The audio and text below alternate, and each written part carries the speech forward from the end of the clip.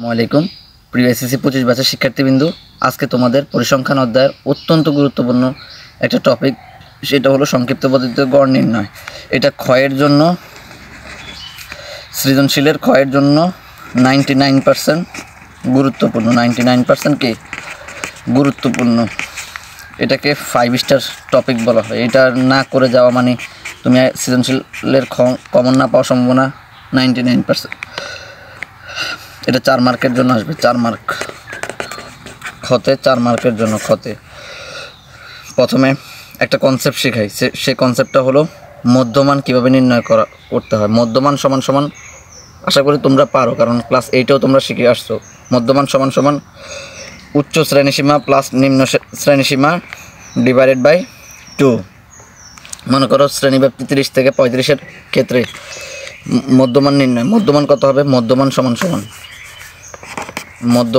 সমান কি শিখছি? উচ্চ শ্রেণীসীমা প্লাস নিম্ন শ্রেণীসীমা ডিভাইড বাই 2। উচ্চ শ্রেণীসীমা কত? 35, মানে 30 আর 35-এর ক্ষেত্রে উচ্চ শ্রেণী। তাহলে 30 আর 35-এর মধ্যে কে বড়?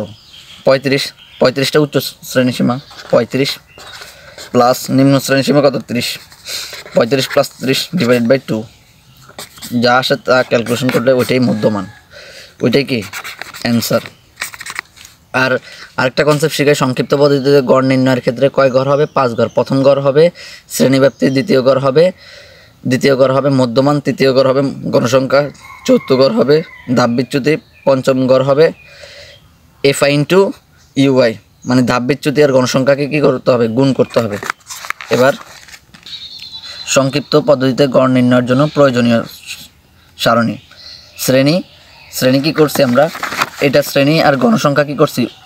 উদ্দীপক থেকে দেখে দেখে উঠাইছি, মানে উদ্দীপক যেটা ছিল শ্রেণী গণসংখ্যা, শ্রেণীব্যাপ্তি আর গণসংখ্যা কি উদ্দীপক দেখে দেখে উঠাইছি। এটা কিন্তু কোনো কিছু পারা লাগে না, এটা দেখে দেখে করতে পারলে হবে।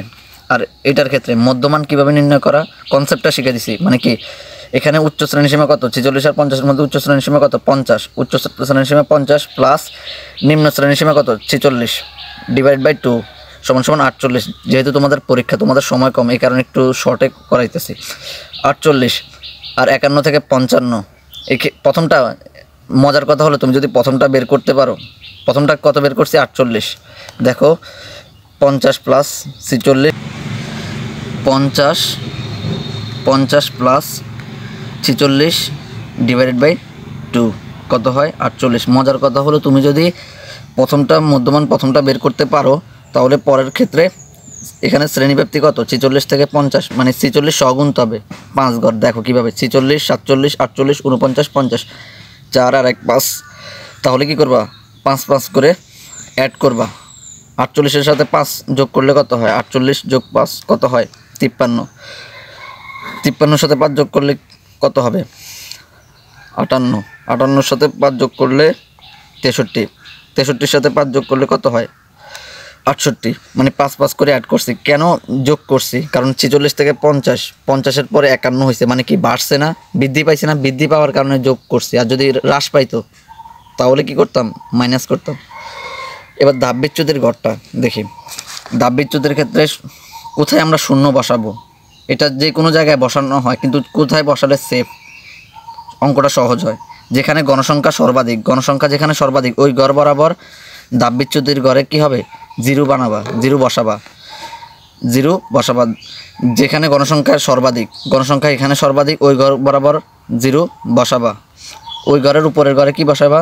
উপরে বসাবা -1, -2, আরও থাকলে -3, -4, -5 পর্যায়ক্রমে হতে থাকতো। আর নিচে কি বসাবা? জিরোর পরে কী হবে? +1, +2। তোমরা তো পূর্ণ সংখ্যার কনসেপ্ট জানো। জিরো সহ ধনাত্মক পূর্ণ সংখ্যা এবং ঋণাত্মক পূর্ণ সংখ্যাকে, ধনাত্মক অখণ্ড সংখ্যা ও ঋণাত্মক অখণ্ড সংখ্যাকে কী বলে? পূর্ণ সংখ্যা বলে। আবার যেই গড় জিরো ধরছো, ওই বরাবর মধ্যমান যেটা, ওইটাকে এ ধরবো। এ মানে কি? আনুমানিক গড়। তোমরা বলতে পারো ধাপ বিচ্যুতি তো সূত্র দিয়েও বের করা যায়। আমরা মূলত সূত্র দিয়ে বের করাইছি, সূত্র দেখাইনি। এবার সূত্র দিয়ে কিভাবে, একটা এক্সাম্পল দিই। এক্সাম্পল হলো, আমরা জানি UI এর সূত্র কি? XI xi minus a divided by h। আমরা কোনটার ক্ষেত্রে করি? এই জিরোটা বের করি, এই দাববিচ্যুতির এই গড়টা বের করি কীভাবে? এই ঘরে মধ্যমান কত? xi মানে মধ্যমান, xi কিন্তু মধ্যমান থেকে আসবে। xi এই ঘরে মধ্যমান কত? 58 মাইনাস আবার এই ঘরে কিন্তু আনুমানিক গড়, এর মানও কত? 58 মাইনাস 58। h কীভাবে বের করবা? 46 থেকে 50 কত হয়? শ্রেণীব্যাপ্তি 5 হয়। কত হয়? 5। 58 মাইনাস 58 কত? 0। 0 ডিভাইডেড বাই 5, 0কে 5 দ্বারা ভাগ করলে কত হয়? 0। আলটিমেটলি তুমি অন্যগুলোও ক্যালকুলেশন করো, দেখবা -1 -2 +1 +1 +2 বের হবে।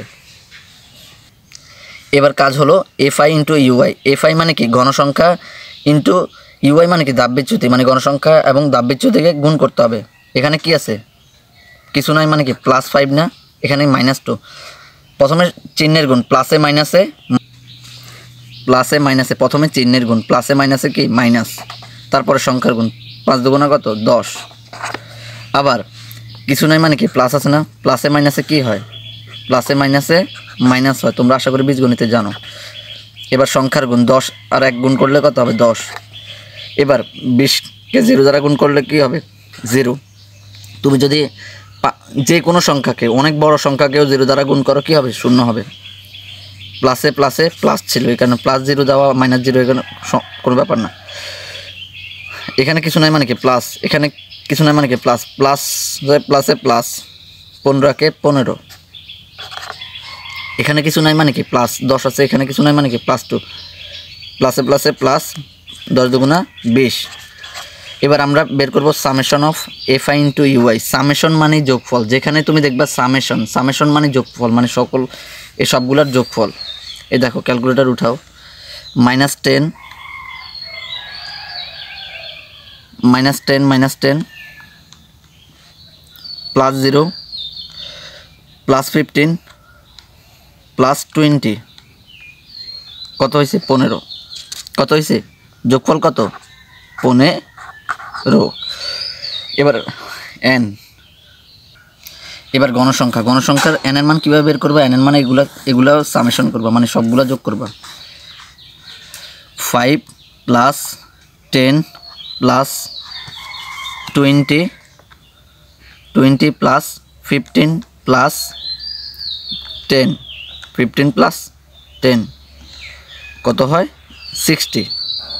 কত হয়? 60। 5 + 10 + 20 + 15 + 10 কত হয়েছে? 60। এবার আমরা কি করব? সংক্ষিপ্ত পদ্ধতিতে গড় নির্ণয়ের সূত্রটা ইউজ করব। সংক্ষিপ্ত পদ্ধতিতে গড় x বার সমান সমান a plus summation of fi into UI divided by n into h। এ মানে কি? আনুমানিক গড়। এখানে এর মান কত পাইছি? এর মান পাইছি 58। এর মান কত? 58। আর summation of fi into you এর মান কত? 15। আর n এর মান 60। h এর মান কত? 5। কত? 58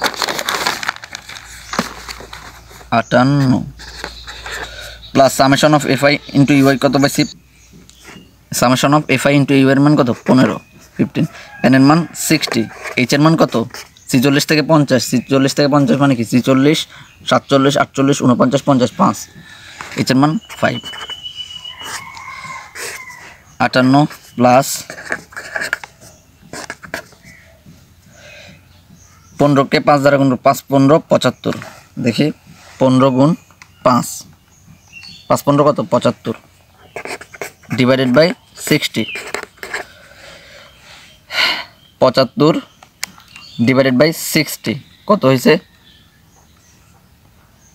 60। 75 বাই 60 5/4 মানে 1.25। 58 প্লাস 1.25 1.25 প্লাস 58 কত হয়? এজরি করলে 59.25। যেহেতু দশমিক আসছে তাহলে প্রায় লিখে দিবা। সুতরাং সংক্ষিপ্ত পদ্ধতিতে গড় কত হয়েছে? 59.25। প্রিয় শিক্ষার্থী বন্ধু, আজ আর নয়, এরকম ক্লাস পেতে আমার এই চ্যানেলটি সাবস্ক্রাইব করো।